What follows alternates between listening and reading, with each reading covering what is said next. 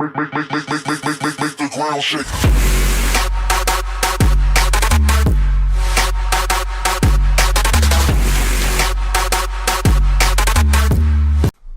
Yo, what is going on, guys? Today we have another NHL 17 prediction video. Today we're doing the left wings, top 10 of course. If you haven't seen the other videos yet, we do have right wing, center, defenseman, etc., etc. If you haven't seen those, go ahead and check them out if you're interested. As always, subscribe for future upcoming prediction videos. And we're going to go ahead and get right into some of the stuff that we may have missed this week. Guys that you will definitely be making cases for in the comments, as I know you guys like to do. Guys like JBR, Landeskog, Zetterberg, Nash, Sadine, Kane. Now, you guys usually like to drop the comments below. I'd like to hear, you guys always say, why isn't this guy in? I'd like to hear who you like to drop from my list. I'd always be interested to see who you drop out of my top 10 to put the other guy in. As always, it's everybody's got different opinions. Of course, you watch a guy play every day, you're obviously going to be a little bit more biased toward your home team. I try not to put any bias into the list, but as always, I'd like to hear you guys would drop. It is interesting to see because, my list isn't going to be perfect every time. Nobody's probably is.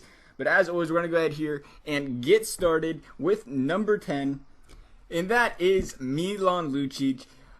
I know it might be a surprise to a lot of you to say, why is this guy up here? But yeah, he only had 20 goals, 35 assists last year, which ain't that bad for him, let's be honest. But he did get a Defensive Team of the Year. I know I'm throwing in Huck comparison stats here, but he got a Defensive Team of the Year last year. He did play a lot of great defense last year. He's a hard hitter.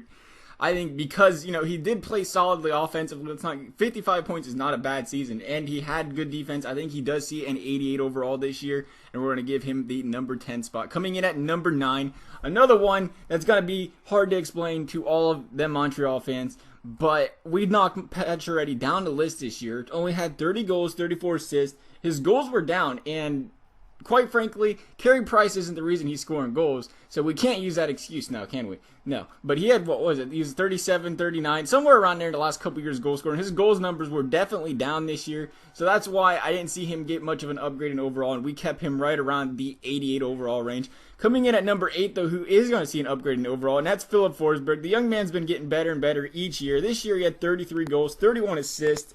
And like I said, he's uprising, he's young, he's getting, they got a good team. If they can put their team together, they can get somewhere, quite frankly. And Forsberg is going to be a big factor in that team in the future, as he has been improving his game over the past few years. We're going to give him an 88 overall, as you can see right here, much like the first 3 guys. Coming in at number 7 is Zach Parise. Now, he did miss 12 games this year, so it can be a little bit harder to factor exactly how he would have played, but he did, he has been slowing down a little bit the past few years. He still has 25 goals, 20 assists, still a great player. Don't take that away from him. He's definitely still a top 10 left winger, and that is why we still have him up here at number 7 on the list at an 89 overall, as you see right here.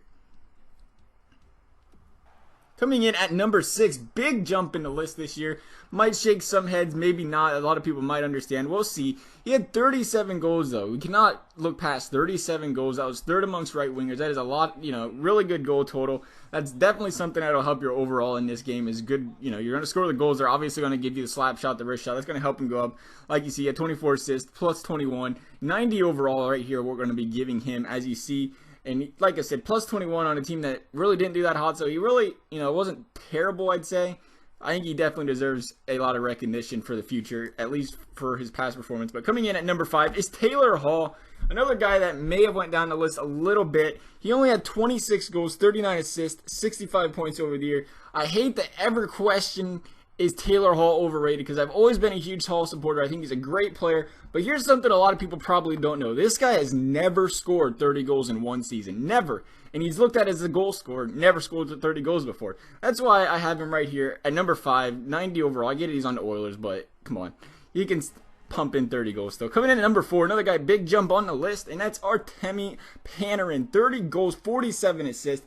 I get it. He played with Patrick Kane, but you know what? Hornquist played with Crosby. He didn't score 77 points this year.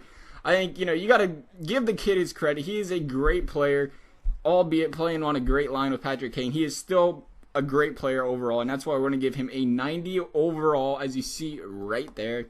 Coming in at number 3, another big gainer, Johnny Gaudreau. 30 goals, 48 assists this year. He was a point-per-game player. Do not take that away from him. The guy is young. He's upcoming. He is small, so he ain't going to go out there and check the shit out of guys. I can tell you that much right now. But he is definitely playing well. And a team like Calgary that played rather poorly this year, he was a very big bright spot for him to go out there and still score a point per game. He was 19 minutes, 20 minutes time on attack, pretty much, or time on attack, time on the ice. So he was logging a minutes for him, playing real well. Coming in at number 2 is Jamie Benn. 41 goals, 48 assists, 89 points on the year. I get it, he played with Sagan, but this guy's been putting up point per game numbers 3 consecutive years. You know how hard that is to do in the league nowadays. And he did have 9 points in 10 games when Sagan was injured this year, so don't think he was slacking. When Sagan was gone, he was still putting up numbers. He's a great player. Definitely deserves number 2 on the list, I'd have to say, because we all know who's number 1. And if he's not number 1, oh Jesus, could you imagine? Could you imagine the upset in the comment section? And number 1 is Alex Ovechkin. 50 goals, 21 assists.